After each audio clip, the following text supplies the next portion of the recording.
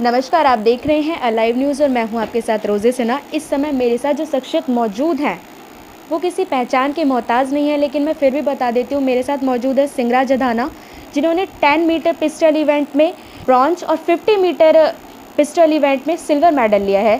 Sir, आप इसका श्रेय किसे देंगे? इसका श्रेय मैं अपने परिवार और अपने कोचेज़ को देना चाहूँगा कि जिन्होंने मुझ पे भरोसा रखा और हमेशा हर परिस्थिति में मेरे साथ खड़े रहे। जी। और ईश्वर की कृपा रही बंसीवाले की कि मैं उनके भरोसे के लायक बन सका।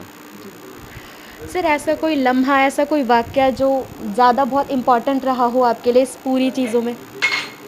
हाँ, लम्हा तो बहुत ऐसे लम्हे आते हैं जो हमें लगते हैं कि ये बहुत जीवन के हमारे ख़ास है। एक लम्हा ऐसा भी आया कि जब पैसे के अभाव की बदौलत हम शूटिंग को पूरा शुरू नहीं कर पा रहे थे, जी। तो उस दौर में उतार चढ़ाव आया, परिवार का सम्मान भी हमें अपना गिरवी रखना पड़ा, लेकिन उसके बाद वापसी करी हमने, मेडल्स हमें मिले एशियन गेम्स में, तो सरकार का काफ़ी अच्छा योगदान मिला।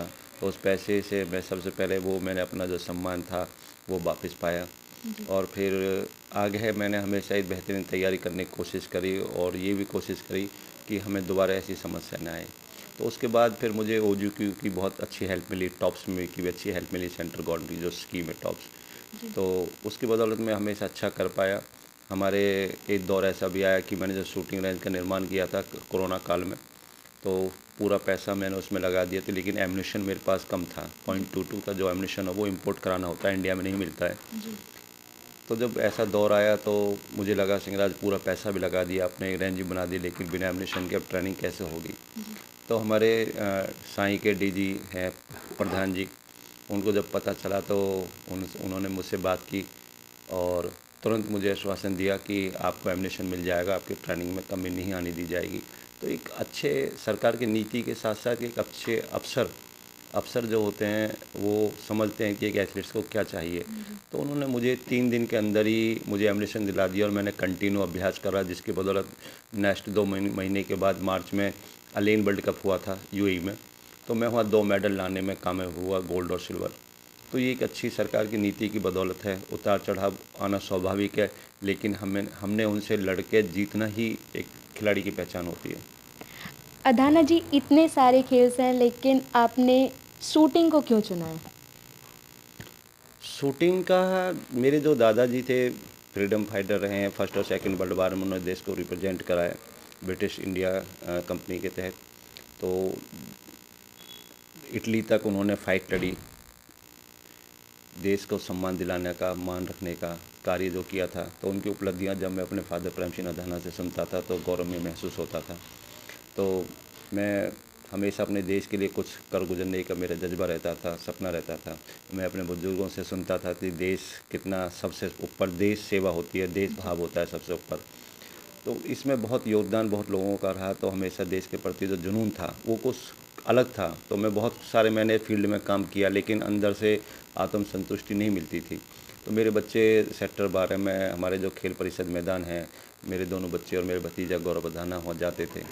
तो मैंने उनके साथ एक दिन घटना ऐसी घटी थी, वो पिस्टल मेरे हाथ में आ गई और मैंने 5 में से 4 शॉट बहुत बेहतरीन मारे। तो कोच ने मुझसे कहा कि आप थोड़ी देर बाद इतना अच्छा शॉट आप चला रहे हैं कि आप पहले आपने शूटिंग करी। मैं नहीं, मैंने फर्स्ट टाइम शॉट चलाया है। तो इतना शॉट इतना अच्छा आपने चलाया है तो इसको एक ख़ास बात है।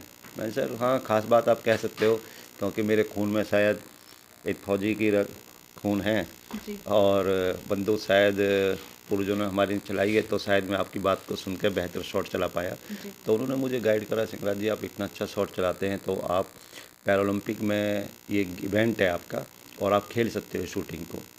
तो बस वहाँ से मुझे आनंद आने लगा और मैं इस अभियान में जुट गया। यूथ को क्या एक मैसेज देना चाहेंगे जो शूटिंग में अपना करियर देखते हैं?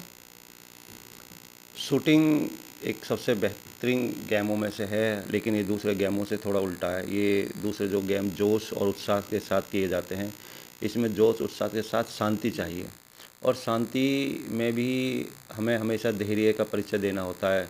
इसमें मेडिटेशन का बहुत बड़ा रोल होता है। तो हमें एक अच्छे, लेकिन आप देखेंगे कि हिंदुस्तान अब हर गेम में आगे जा रहा है, खासकर शूटिंग में तो हिंदुस्तान बहुत आगे है। नॉर्मल बॉडी में हम किसी कारणवश मेडल नहीं ले पाए, लेकिन पैरा शूटिंग में हम फर्स्ट टाइम ओलंपिक गए और 5 मेडल हमने लिए। तो इस दौरान में हमने 2 गोल्ड और सिल्वर और ब्राउन के साथ हम वापस लौटे हैं। ये एक अच्छी टीम और अच्छी रणनीति का ही नतीजा है, भारत सरकार की नीति का ही नतीजा है कि हम पहली बार 10 ओलंपिक कोटा लिए पैरालंपिक खिलाड़ियों ने शूटिंग में ही, और उसके बाद हमने 5 मेडल लेके वापस लौटे हैं। ये बहुत अच्छी नीति का ही परिणाम है। ये थे हमारे साथ सिंगराज अधाना जी, जिन्होंने बताया कि परिवार और देश का सम्मान सर्वोपरि है। ऐसे ही खबरों के लिए हमारे साथ बने रहें और देखते रहें अलाइव न्यूज़। धन्यवाद। खबरों की विस्तार से जानकारी के लिए सब्सक्राइब करें हमारा चैनल और क्लिक करें बेल आइकन पर, ताकि कोई भी खबर आपसे अछूती ना रह सके।